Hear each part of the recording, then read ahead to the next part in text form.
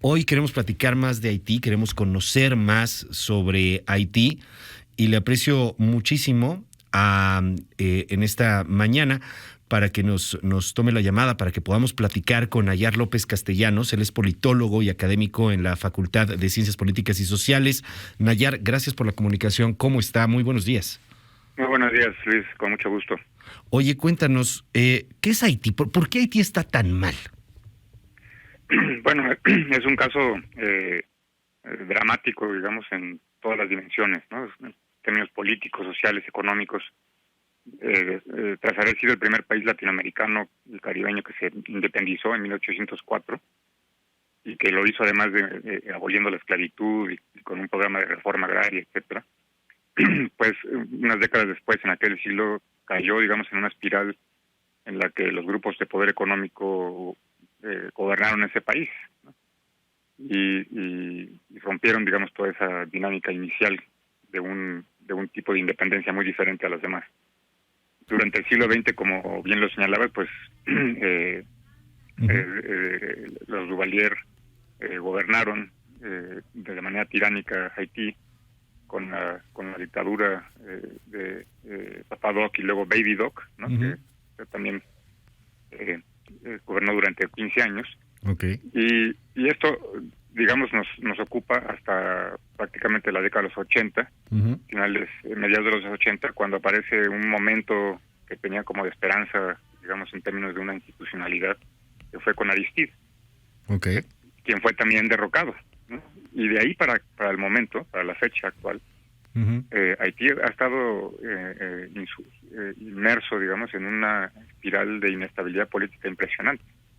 Ocupación por cascos azules, terremotos, vaivenes en las elecciones, años a veces sin Cámara de Diputados, y lo último, pues el asesinato del presidente, que ya además había superado su tiempo de mandato, ¿no?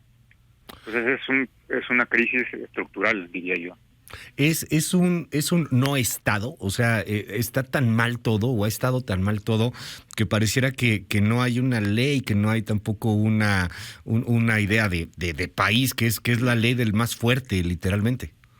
Pues sí, en realidad, formalmente existe una constitución, sí, claro, un conjunto de instituciones, pero en la realidad, pues es un estado a la deriva, digamos, ¿no? Es a la deriva de quien de alguna u otra manera logra ocupar la presidencia, o de los grupos económicos, o inclusive las alianzas con sectores con países que pueden invertir o no.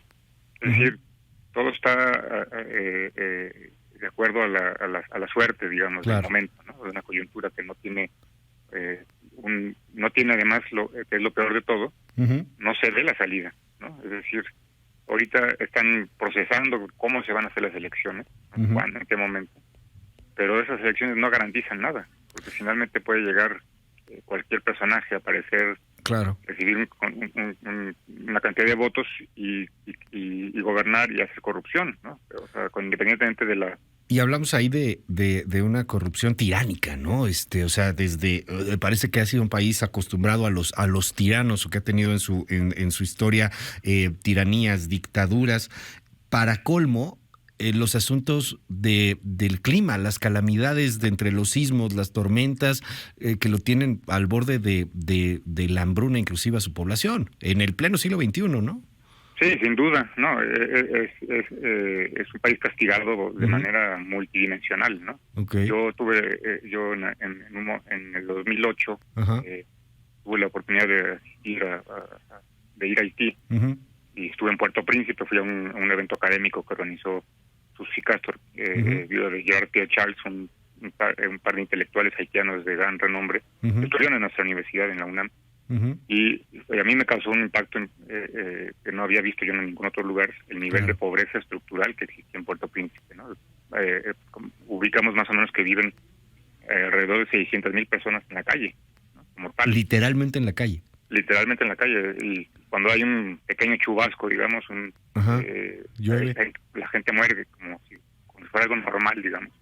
La gente fallece porque están viviendo en las cañadas o bajo los puentes, o sea, la gente se muere en la calle.